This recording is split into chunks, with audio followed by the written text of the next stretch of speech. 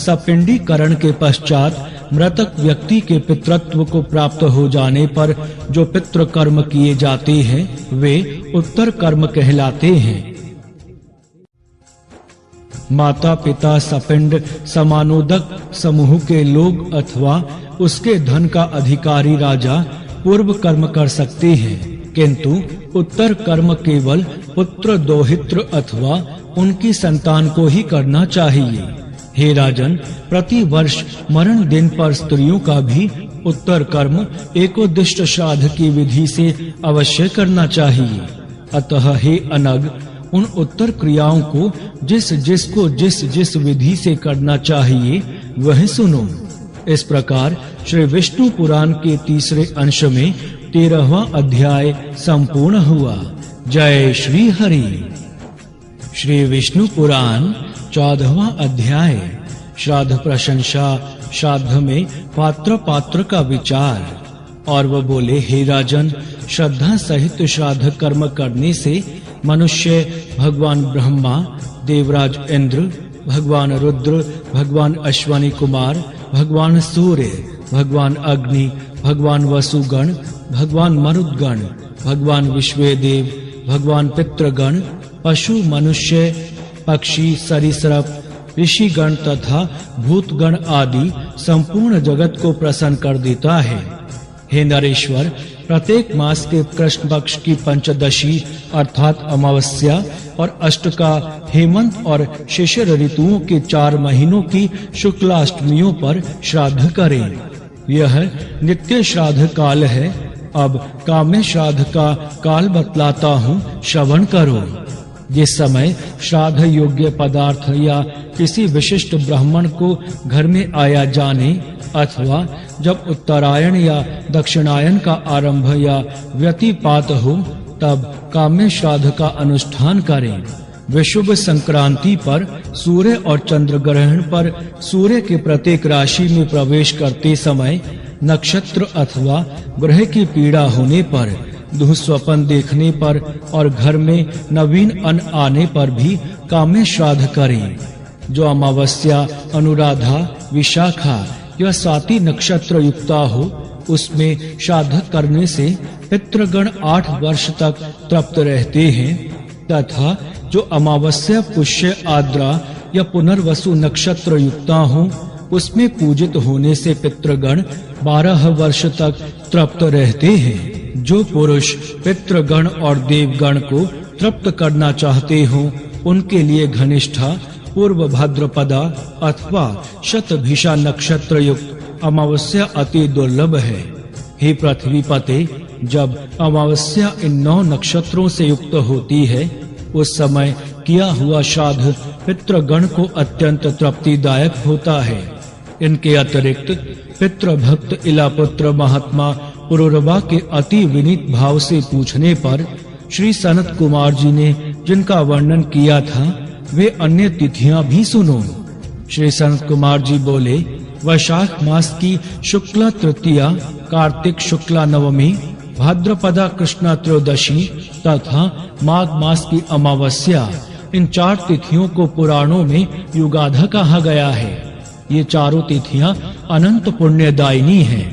चंद्रमा या सूर्य के ग्रहण के समय 3 अष्टकाओं में अथवा उत्तरायण या दक्षिणायन के आरंभ में जो पुरुष एकाग्रचित्त से पितृगण को तिल सहित जल भी दान करता है वह मानो 1 सहस्त्र वर्ष के लिए श्राद्ध कर देता है। यह परम रहस्य स्वयं पितृगण ही कहते हैं। यदि कदाचित माघ की अमावस्या का शतभिषा नक्षत्र से योग हो जाए तो पितृगण की तृप्ति के लिए यह परम उत्कृष्ट काल होता है। हे राजन, अल्प पुण्यवान पुरुषों को ऐसा समय नहीं मिलता, और यदि उस समय माघ की अमावस्या में घनिष्ठा नक्षत्र का योग हो तब तो अपने ही कुल में उत्पन्न हुए पुरुष द्वारा दिए हुए अनुदक से पितृगण की 10 सहस्त्र वर्ष तक तृप्ति रहती है। तथा यदि उनके साथ पूर्व भाद्रपद नक्षत्र का योग हो और उस समय पितृगण के लिए श्राद्ध किया जाए तो उन्हें परम तृप्ति प्राप्त होती है और वे 1 सहस्त्र युग तक शयन करते रहते हैं। गंगा, शत्रदु, यमुना, विपाशा, सरस्वती और नैमिषारण्य स्थिता गोमती में स्नान करके पितृगण का आदर पूर्वक अर्चन करने से मनुष्य समस्त पापों को नष्ट कर देता है। पितृगण सर्वदा यह गान करते हैं कि वर्षा काल अर्थात भाद्रपद शुक्ला त्रयोदशी के मघा नक्षत्र में तृप्त होकर फिर माघ की अमावस्या को अपने पुत्र पत्र आदि द्वारा दी गई पुण्य तीर्थों की जलांजलि से हम कब तृप्ति लाभ करेंगे। विशुद्ध चित्त, शुद्ध धन, प्रशस्त काल, उपयुक्त विधि, योग्य पात्र और परम भक्ति, ये सब मनुष्यों को इच्छित फल देते हैं। हे पार्थिव, अब तुम पितृगण के गाए हुए कुछ श्लोकों का श्रवण करो। उन्हें सुनकर तुम्हें आदर पूर्वक वैसा ही आचरण करना चाहिए। पितृगण कहते हैं, हमारे कुल में क्या कोई ऐसा मतिमान धन्य पुरुष उत्पन्न होगा जो वित्त लोलुपता को छोड़कर हमें पिंडदान देगा, जो संपत्ति होने पर हमारे उद्देश्य से ब्राह्मणों को रत्न, वस्त्र, यान और संपूर्ण भोग सामग्री देगा, अथवा अन्न वस्त्र मात्र वैभव होने से जो श्राद्ध काल में भक्ति विनम्र चित्त से उत्तम ब्राह्मणों को यथाशक्ति अन्न ही भोजन कराएगा, या अन्नदान में भी असमर्थ होने पर ब्राह्मणों को कच्चा धान्य और थोड़ी सी दक्षिणा देगा, और यदि इसमें भी असमर्थ होगा तो किन्हीं द्विज श्रेष्ठों को प्रणाम कर 1 मुट्ठी तिल ही देगा, अथवा हमारे उद्देश्य से पृथ्वी पर भक्ति विनम्र चित्त से 7-8 तिलों से युक्त जलांजलि ही देगा, और यदि इनका भी अभाव होगा तो कहीं न कहीं से 1 दिन का चारा लाकर प्रीति और श्रद्धा पूर्वक हमारे उद्देश्य से गौओं को खिलाएगा, तथा इन सभी वस्तुओं का अभाव होने पर जो वन में जाकर अपने बगल को दिखाता हुआ सूर्य आदि दिक्पालों से उच्च स्वर से यह कहेगा, मेरे पास श्राद्ध कर्म के योग्य ना वित्त है, ना धन है और ना कोई अन्य सामग्री है, अतः मैं अपने पितृगण को नमस्कार करता हूँ, वे मेरी भक्ति से ही तृप्ति लाभ करें। मैंने अपनी दोनों भुजाएं आकाश में उठा रखी हैं। और वह बोले, हे राजन, धन के होने अथवा ना होने पर पितृगण ने जिस प्रकार बतलाया है वैसे ही जो पुरुष आचरण करता है वह उस आचार से विधि पूर्वक श्राद्ध ही कर देता है। इस प्रकार श्री विष्णु पुराण के 3रे अंश में 14वां अध्याय संपूर्ण हुआ। जय श्री हरि। श्री विष्णु पुराण 15वां अध्याय श्राद्ध विधि। और वह बोले, हे राजन, श्राद्ध काल में जैसे गुणशील ब्राह्मणों को भोजन कराना चाहिए वह बतलाता हूँ, सुनो।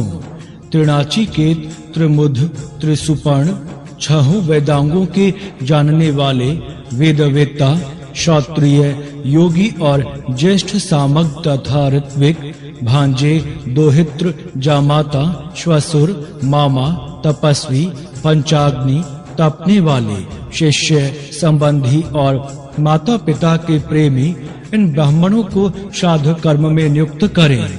इनमें से त्रिनाचिकेत आदि पहले कहे हुओं को पूर्व काल में नियुक्त करें और ऋत्विक आदि पीछे बतलाए हुओं को पितरों की तृप्ति के लिए उत्तर कर्म में भोजन करावें। मित्रघाती, स्वभाव से ही विकृत नखों वाला, नपुंसक, काले दांतों वाला, कन्यागामी, अग्नि और वेद का त्याग करने वाला, सोमरस बेचने वाला, लोक निंदित, चोर, चुगलखोर, ग्राम पुरोहित, वेतन लेकर पढ़ाने वाला अथवा पढ़ने वाला, पुनर्विवाहिता का पति, माता पिता का त्याग करने वाला, शूद्र का संतान का पालन करने वाला, शूद्र का पति तथा देवोपजीवी ब्राह्मण श्राद्ध में निमंत्रण देने योग्य नहीं है। श्राद्ध के पहले दिन बुद्धिमान पुरुष क्षत्रिय आदि विहित ब्राह्मणों को निमंत्रित करे और उनसे यह कह दें कि आपको पितृ श्राद्ध में और आपको विश्वदेव श्राद्ध में नियुक्त होना है। उन निमंत्रित ब्राह्मणों के सहित श्राद्ध करने वाला पुरुष उस दिन क्रोध आदि तथा स्त्री गमन और परिश्रम आदि न करे, क्योंकि श्राद्ध करने में यह महान दोष माना गया है। श्राद्ध में निमंत्रित होकर या भोजन करके अथवा निमंत्रण करके या भोजन कराकर जो पुरुष स्त्री प्रसंग करता है, वह अपने पितृगण को मानो वीर्य के कुंड में डुबोता है। अतः श्राद्ध के प्रथम दिन पहले तो उपरोक्त गुणा विशिष्ट द्विज श्रेष्ठों को निमंत्रित करें, और यदि उस दिन कोई अनिमंत्रित तपस्वी ब्राह्मण घर आ जाएं, तो उन्हें भी भोजन करावें। घर आए हुए ब्राह्मणों का पहले पाद शुद्धि आदि से सत्कार करें, फिर हाथ धोकर उन्हें आचमन कराने के अनंतर आसन पर बिठावें। अपनी सामर्थ्य अनुसार पितृगण के लिए अयुग्म और देवगण के लिए युग्म ब्राह्मण नियुक्त करें, अथवा दोनों पक्षों के लिए एक एक ब्राह्मण की ही नियुक्ति करें। और इसी प्रकार वैश्वदेव के सहित मातामह श्राद्ध करें, अथवा पितृपक्ष और मातामह पक्ष दोनों के लिए भक्ति पूर्वक एक ही वैश्वदेव श्राद्ध करें। देव पक्ष के ब्राह्मणों को पूर्वाभिमुख बैठाकर और पितृपक्ष तथा मातामह पक्ष के ब्राह्मणों को उत्तर मुख बैठाकर भोजन करावें। हे नृप, कोई तो पितृपक्ष और मातामह पक्ष के श्राद्धों को अलग अलग करने के लिए कहते हैं, और कोई महर्षि दोनों का एक साथ एक पाक में ही अनुष्ठान करने के पक्ष में है। विज्ञ व्यक्ति प्रथम निमंत्रित ब्राह्मणों के बैठने के लिए कुशा बिछाकर फिर अर्घ्य दान आदि से विधि पूर्वक पूजा कर उनकी अनुमति से देवताओं का आवाहन करे। तदंतर श्राद्ध विधि को जानने वाला पुरुष यव मिश्रित जल से देवताओं को अर्घ्य दान करे और उन्हें विधि पूर्वक धूप दीप गंध तथा माला आदि निवेदन करे। ये समस्त उपचार पितृगण के लिए अपसव्य भाव से निवेदन करें और फिर ब्राह्मणों की अनुमति से 2 भागों में बटे हुए कुशाओं का दान करके मंत्रोच्चारण पूर्वक पितृगण का आवाहन करें, तथा हे राजन, अपसव्य भाव से तिलोदक से अर्घ्य आदि दें। हे नृप, उस दिन यदि कोई भूखा पथिक अतिथि रूप से आ जाए, तो निमंत्रित ब्राह्मणों की आज्ञा से उसे भी यथेच भोजन करावें। अनेक अज्ञात स्वरूप योगी गण मनुष्यों के कल्याण की कामना से नाना रूप धारण कर पृथ्वी तल पर विचरते रहते हैं। अतः विज्ञ पुरुष श्राद्ध काल में आए हुए अतिथि का अवश्य सत्कार करें। हे नरेंद्र, उस समय अतिथि का सत्कार न करने से वह श्राद्ध क्रिया के संपूर्ण फल को नष्ट कर देता है। हे पुरुष श्रेष्ठ, तदंतर उन ब्राह्मणों की आज्ञा से शाक और लवणहीन अन्न से अग्नि में 3 बार आहुति दें। हे राजन, उनमें से अग्नय कव्य वाहनाय स्वाहा इस मंत्र से पहली आहुति, सोमाय पितृमते स्वाहा इससे दूसरी, और वैवस्वाताय स्वाहा इस मंत्र से तीसरी आहुति दें। तदंतर आहुतियों से बचे हुए अन्न को थोड़ा थोड़ा सब ब्राह्मणों के पात्रों में परोस दें। फिर रुचि के अनुकूल अति संस्कार युक्त मधुर अन्न सबको परोसे और अति मृदुल वाणी से कहें कि आप भोजन कीजिए। ब्राह्मणों को भी तदगत चित्त और मौन होकर प्रसन्न मुख से सुख पूर्वक भोजन करना चाहिए, तथा यजमान को क्रोध और उतावलेपन को छोड़कर भक्ति पूर्वक परोसते रहना चाहिए। फिर रक्षोघ्न मंत्र का पाठ कर श्राद्ध भूमि पर तिल छिड़के तथा अपने पितृ रूप से उन द्विज श्रेष्ठों का ही चिंतन करें और कहीं इन ब्राह्मणों के शरीरों में स्थित रहते मेरे पिता, पितामह और प्रपितामह आदि आज तृप्ति लाभ करें। होम द्वारा सबल होकर मेरे पिता, पितामह और प्रपितामह आज तृप्ति लाभ करें। मैंने जो पृथ्वी पर पिंडदान किया है उससे मेरे पिता, पितामह और प्रपितामह तृप्ति लाभ करें। श्राद्ध रूप से कुछ भी निवेदन न कर सकने के कारण मैंने भक्ति पूर्वक जो कुछ कहा है उस मेरे भक्ति भाव से ही मेरे पिता, पितामह और प्रपितामह तृप्ति लाभ करें। मेरे मातामह, नाना, उनके पिता और उनके भी पिता तथा विश्व देवगण परम तृप्ति लाभ करें तथा समस्त राक्षस गण नष्ट हो जाएं। यहाँ समस्त हव्य कव्य के भोक्ता यज्ञेश्वर भगवान हरि विराजमान है, अतः उनकी सन्निधि के कारण समस्त राक्षस और असुरगण यहाँ से तुरंत भाग जावें। तदंतर ब्राह्मणों के तृप्त हो जाने पर थोड़ा सा अन्न पृथ्वी पर डालें और आचमन के लिए उन्हें एक एक बार और जल दें।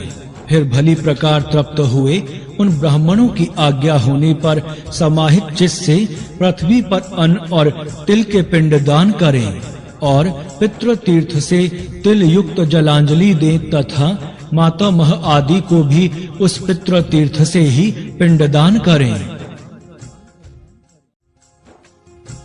ब्राह्मणों की जूठन के निकट दक्षिण की ओर अग्रभाग करके बिछाए हुए कुशाओं पर पहले अपने पिता के लिए पुष्प धूप आदि से पूजित पिंडदान करें।